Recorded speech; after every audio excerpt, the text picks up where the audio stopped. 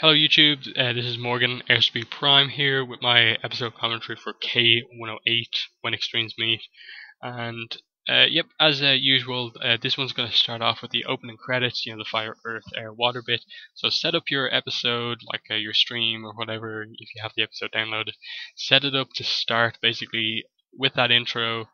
And I'm going to stop speaking now in a second, and there'll be a pause, and then the next time I speak will be when you press play on your episode, and then you'll have it synced up, so you'll be listening to what I'm saying as basically I'm watching it when I recorded it.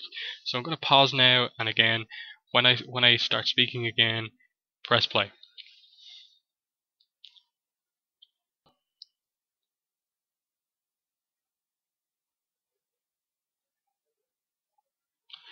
Hello YouTube, this is Morgan Bannon, Airspeed Prime here, with my next Korra episode commentary. This commentary is going to be for K108, When Extremes Meet, the 8th episode of The Legend of Korra. And this is definitely one of my favourite episodes from the whole season. I think, in terms of epic episodes, a lot of people talk about like 10, 11, 12 as being the best, but I think this is a really, really strong one because the interaction between Korra and Tarlac in this episode is amazing.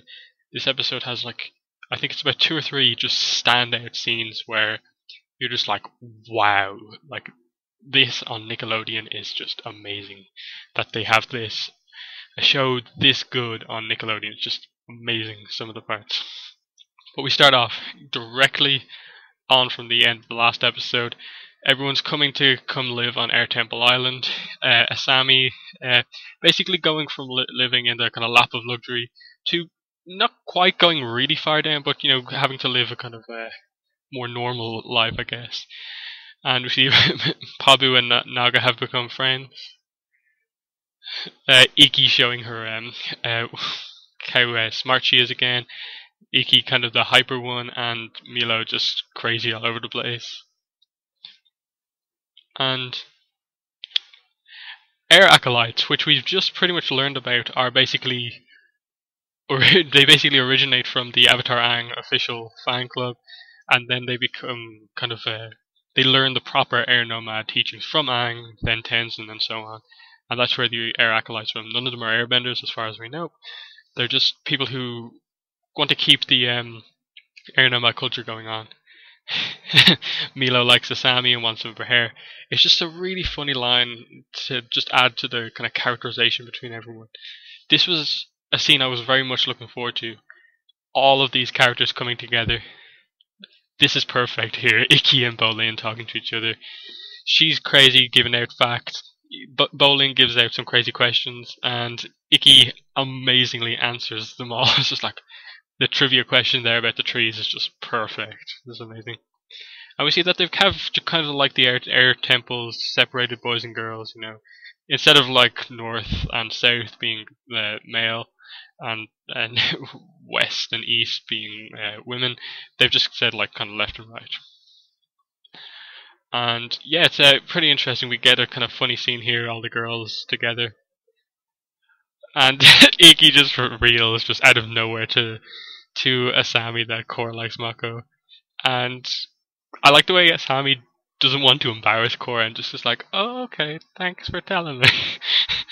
And Korra's just really angry at her. The 2 anime effects right here in this moment is just amazing.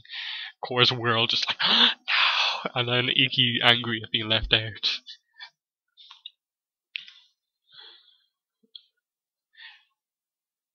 And then Korra kind of addresses that fact, and Asami's just happy to kind of be here and have somewhere that doesn't remind her at all of her father, and that's kind of what's going through Asami's mind right now. She's just kind of focused on just staying away from that. And this was a nice scene too, just Tenzin welcoming his new guests to the island, the air nomad hospitality.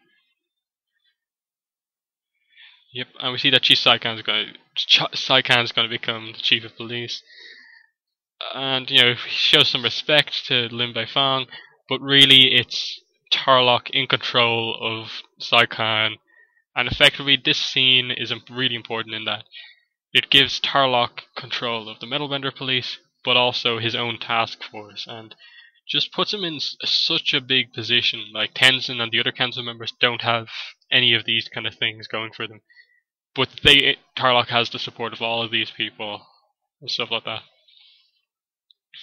He has a huge task force now, and Tenzin and Korra both realize what's going on.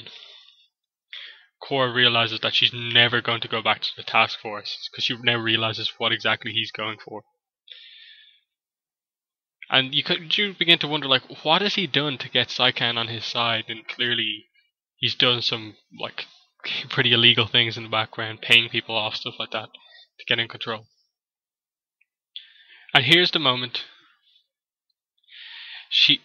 He is just expecting her to walk back into his task force, but she's not interested at all. She realizes what he's all about and wants nothing to do with it.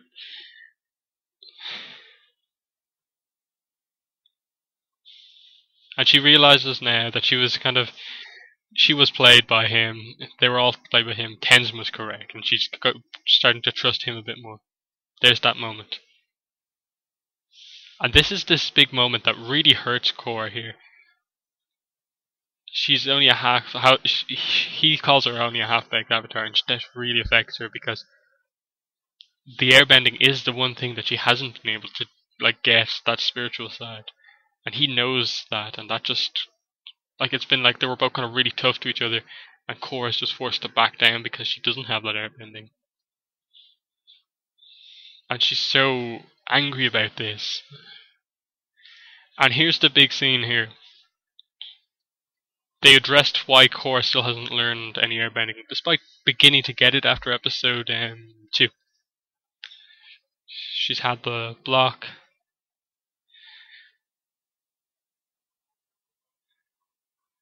And here's where Tenzin brings up the fact: has she ever been able to contact with the previous avatars? And she hasn't. She has no spiritual stuff or avatar stuff, airbending stuff. And here's where those visions that Korra's been having kind of comes back into play, that are very important. And Tenzin realizes that this may be it. She saw Aang. And this vision is going to be important for her.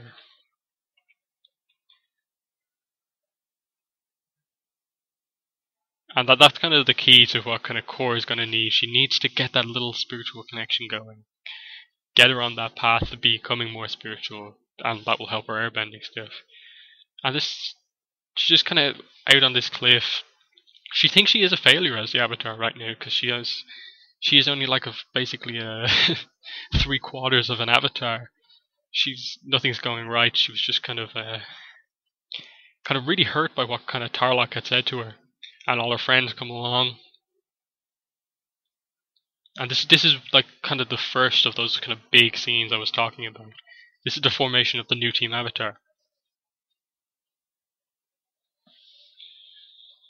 She feels like a failure as the Avatar because she can't learn bending.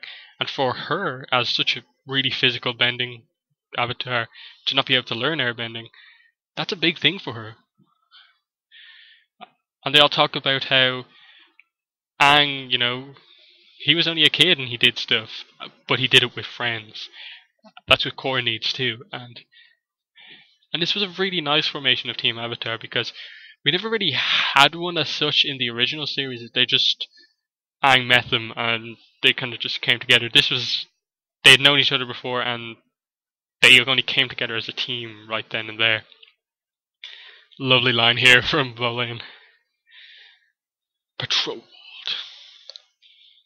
And then Asami kind of is going to use the chi blocking not chi blocker glove, the electricity glove, as part of her non-bender arsenal. And this is an interesting moment in that Naga is not really comfortable with holding 4 people on her at once. And then Sammy realizes that, yep, we're going to get the car.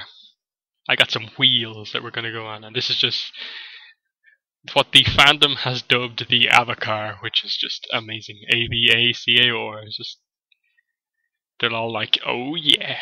It's like, no, I would have loved that kind of cutback scene to Naga, just like, oh, I should have let them all four of them go on me. But this is just really like a really cool scene, I guess. They're just kind of patrolling the town, their hair in his amazing car. Just look, and that's the police radio scanner. And I think I mentioned this in one of my previous commentaries, but here, that reference. That's how Hiroshi managed to evade the police for so long. He had the police scanners in place, knew what the police were doing, and could like act to like stop that really. And then we see some kind of equalist escapes, and that's where Team Avatar come into action. And immediately, this is a whole new type of kind of Team Avatar. This is not just them traveling from city to city, taking down people. This is them in a car going on a chase. Again, something Avatar really hasn't done that much, a kind of vehicle chase scene. We've had the race scene from the previous episode. But here, look at that. That was an amazing kind of use of bending rather than just being them outside of a car, them using the car to their advantage to make a ramp, stuff like that. Bolin with a crazy earthbending move there to take out the motorcycle. And this is just a really nice action scene here. Just so much stuff happening at the same time. It's just really good. And then the bending just assisting the car with, I guess, the car's kind of agility turning. And then this is just amazing. They don't know we made a turn. And then the fight scene on the car, this is just like, whoa. The chi blockers come on, one of Bolin's legs gets hit, arms. And it's just, that's the kind of Korra's one involvement with the bending in the fight. She just grabs the guy, pulls him back, it's like, yes. Mako with the lightning bending. And I just love that he's like really quick at using it. Like clearly some advancement has been made in that technique where it's not, I suppose, as long to charge up. And they immediately go to get the press attention that like it was the Avatar and her friends that caught the crooks, not Tarlacs' brand new Metal Bender task force along with his regular task force thing. It makes him look bad that they got to the people first. And Tarlac is left in a position where he can't do anything to Korra right here in front of the press.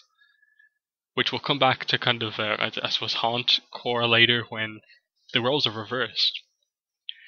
Tarlac knows that he has to basically get to the next incident before Korra. But what he does is basically create an incident to make Korra look bad. And all these laws that Tarlac are introducing right here, you see how really bad they are. They're just affecting everyone who they don't need to. Like they're punishing all non-benders for the action of a few, exactly what Tenzin just said. Putting a curfew in place because of the actions of a few that will affect everyone, and then like punishing people for any involvement in this equalist movement. So like the law, there's not many specifics in place. Like, oh, this is if you do this much, you get arrested. It's like, no. He's kind of a bit mad for power right now. He's really combating Amon. And then there's that kind of look from Asami. He's just like, ooh. She knows what's going on there. There is something because of what Iki said to Asami earlier on in the episode. She's a bit suspicious, and I like the way they kind of kept the thing going, the romance plot going, without really getting into it that much. And here's the second one of those scenes I was talking about. Those really powerful scenes, and this is it. Look at the kind of emotion on all these like innocent citizens' faces. Tarlac has basically turned their lights off. There's a curfew in place because of the Equalists, and you just see how wrong, just how really wrong what Tarlac is doing here. And because it's Benders doing this, it makes it look like the Benders are against all non-Benders. And Korra arrives on this scene having, like, Tarloc's been there a while, and she can't really do that much. She can only go and talk to Tarlac. But it's interesting to note that she is doing the job. She wants to help these non-benders. She's not like Tarlac, as he will say later on in this episode.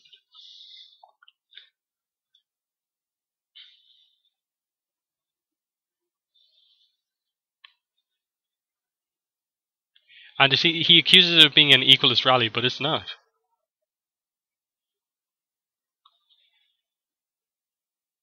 And then this is the kind of big moment. Like, he just out of nowhere, because they've come over to him, decide to basically round him up, arrest everyone. No one's there doing anything kind of illegal. They just want the power back on. Like, Tarlac's caused all this, and he's using like their like justified anger to kind of put them in jail. And just the way they're lifting people into the air, covered in metal, just like, whoa. Korra steps in, and Tarlac just gets furious, and she's getting angry too. So this is just all setting up so all the music kind of starts to come in a bit like more intense, and everything's just getting so crazy. You know, Tarlac is arresting Korra's friends now just to get at Korra.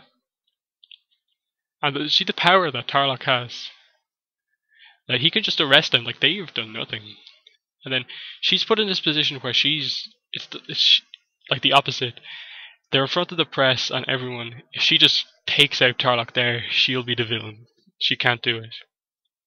And is forced to kind of just leave her friends be arrested.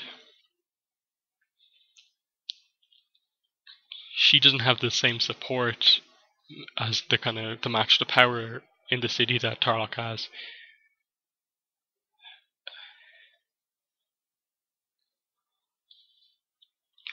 And you just see this rivalry between the two. It's so much more than just what it was before, just a little kind of jokey thing. It's really just intense right now. They hate each other. Both of them absolutely despise each other, and it's just, you so know that they hate each other. It's really well done, the way it's been set up throughout this episode. And the way this whole hatred has just really been introduced in this episode.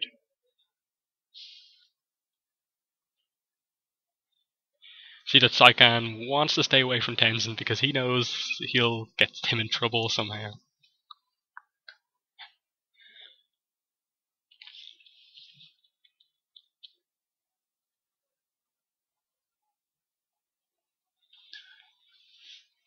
And then the way they won't even let them go despite them being innocent because Tarlac has this new law in place where it has to like go through Tarlac. Tarlac can only say if they want to be released.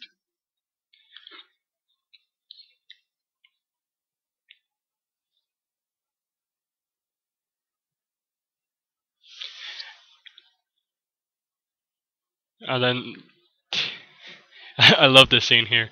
Just a little jokey moment. You're the worst chief of police ever. And like she hated Lin Beifong, but he realizes that Lin is a better police chief. And then Tenzin just kind of copies her. That's not his kind of forte, I guess. Insulting people like that. He just copies her. It's very uncreative, not creative. And then she's just kind of stewing over this. She can't just wait until the morning. She has to do something. That is her personality. She's not one to wait. She's one to act. And decides to just confront Tarlac over this. The problem here, as kind of Tarlac is going to come out, is that she is angry, and that's why she's going to confront him.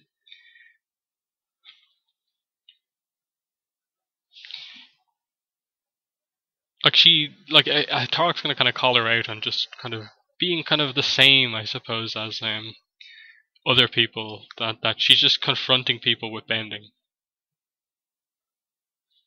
And using that to kind of bully people, as she kind of bullied the equalist guy protester in the like early episodes. And then this guy, the page guy, leaves, but we see that he actually kind of does stay and sees much of what happens here, as we're going to find out. But this is the next kind of huge scene. What's happening here? First, the tense talk between the two, where they're just really serious. She accuses him of oppressing people, and then he accuses her of doing the same thing. And while she has been doing it, it's not to the extent that he has been doing. And when she accuses him of being exactly like Amon, that hits him hard, because it's true. He's basically doing a reverse Amon. He's for some reason completely against non-benders, and then like his whole plan has been to get Korra on his side, and she's not against it. And the thing is, she doesn't kind of like agree with this. She's just about to leave, fine. She's not expecting a fight at all. But he's the one who starts the fight. And like he knows who Amon is. You get the no, he doesn't know yet actually. And then you see the kind of how the thing about this fight is how violent it is. Like Avatar: The Last Airbender had some violent fight scenes, but for me this eclipses all of them. This is one of the most violent bending fights I've ever seen, just because of how every move is like there to kill. If they get hit, they're dead pretty much. Like just the thing, like Korra's doing these crazy earthbending moves that she'll do later on in the fight, where like if he takes a full-on hit, like he's like dead, broken bones, stuff like that. Like that, a whole wall kind of to the face. His like water icicle attack thing, like she gets loads of scratches from that. And then look at this scene. That scene, kind of, she's bursting through the wall. She's kind of furious with him. This kind of anger, rage. She is about to like kill him basically. And you just kind of wonder, whoa, Korra, what are you gonna do? And it's just that emotion now. And she's kind of forced him in. He's now going to be forced into this situation where he has to reveal that, as is here, he's a bloodbender. And you know, she was about to firebend him like right in the face, so she was going to kill him here. It was just what a fight. That's all I have to say. Amazing. And then this reveal of bloodbending, and the moon's not even out, and just like, what type of a bender is Tarlac?